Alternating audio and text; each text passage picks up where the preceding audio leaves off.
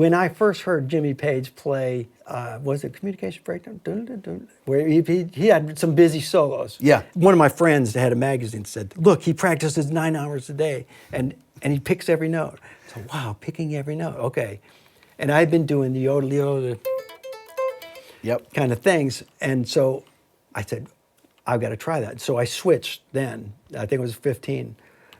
And I, I lost a lot of the soul and fluidity of my playing, but I kept at it and kept at it and kept at it and kept at it. And finally, I started to get a breakthrough where one day I could feel like, oh, wow, I can play this, this really difficult thing and feel it rather than struggling. Once I saw John McLaughlin with Mahavishnu Orchestra doing Intermounting Flame and see them live at the University Music School. Yeah. It was raining when they set up, so they moved into the cafeteria. And I happened to be at the right place at the right time getting my peanut butter sandwich from the cafeteria. And they said, they're going to be playing here in an hour and a half.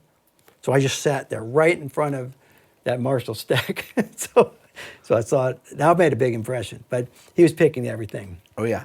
And then later on, when I got to work with John McLaughlin, Paco de Lucia, and Al Di Meola, yep, that brought up a whole nother notch of awareness, because Al's super rhythmic, incredible playing. Paco's amazing flamenco playing with fingers. And of course, everything John did, I was already a fan. That elevated my awareness. I never reached the John Petrucci level of picking, but I had a different style and different approach, and one more of control, for doing a lot of arpeggiated things. Yeah. I'd like to take a second to talk to you about this channel. This is actually Rick Beato 2. I've had it since the beginning of my main channel, and many of you are not subscribed. As a matter of fact, 87% of the people that watch this channel regularly are not subscribed. So I encourage you to hit the subscribe button on this channel and on my main channel. This will help me get even more of my dream guests and help continue to grow both channels. Thank you. I've watched videos of you play back then. I want to talk about how your technique was then and how you've had to change it. Well, originally, the idea, and the reason I got so much flexing of the two axes of movement, not just this, but this and this, was I was making a bridge between my fifth finger and palm of the hand, and pick the string that I would pick would be in this arch opening. So I'd be picking only that string, move it over here, block these strings, these strings, but only pick that. Yeah. So when I was doing too many notes, it was like,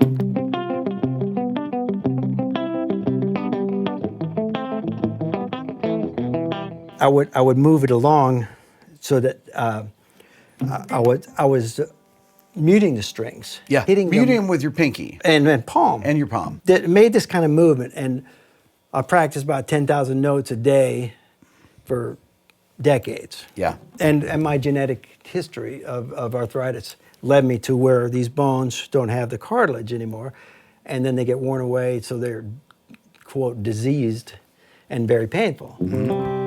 But rather than roll over and die, I'm like, no, I still want to play, man. There's a way to do it. Okay.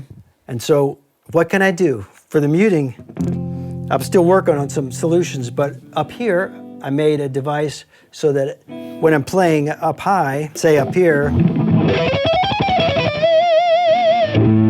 see how the strings are going? I just have a mute.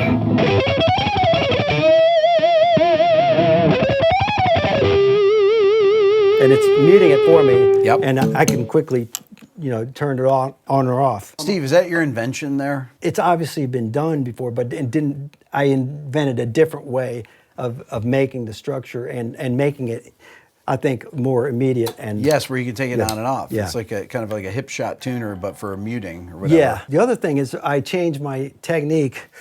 Some pieces I still have to do where in order to have the control, I still have to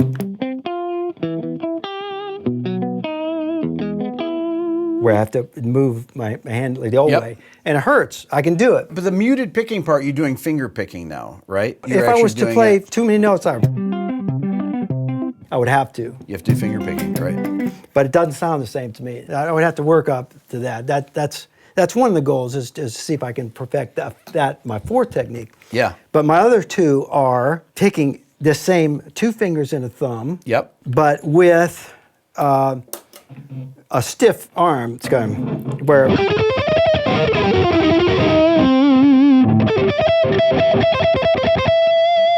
I'm not using my wrist. And the third technique is holding the pick with the side of my finger. Yeah. And that's what I did.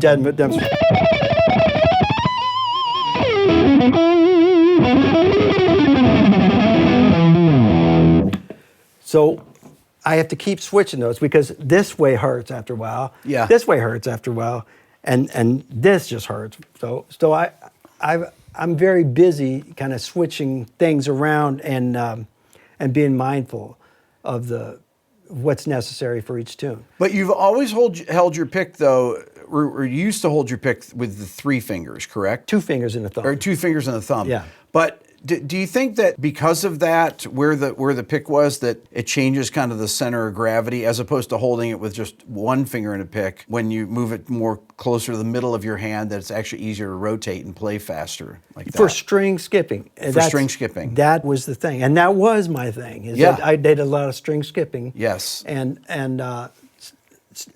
still try to. But it's harder because you don't get the same arc Yeah. with the pick as if you rotate the wrist. Yeah. It's weird that it changes choices. You know, I hate having less choices, but I am a writer, and I happen to play guitar. Yeah, I have to look at it that way. You know.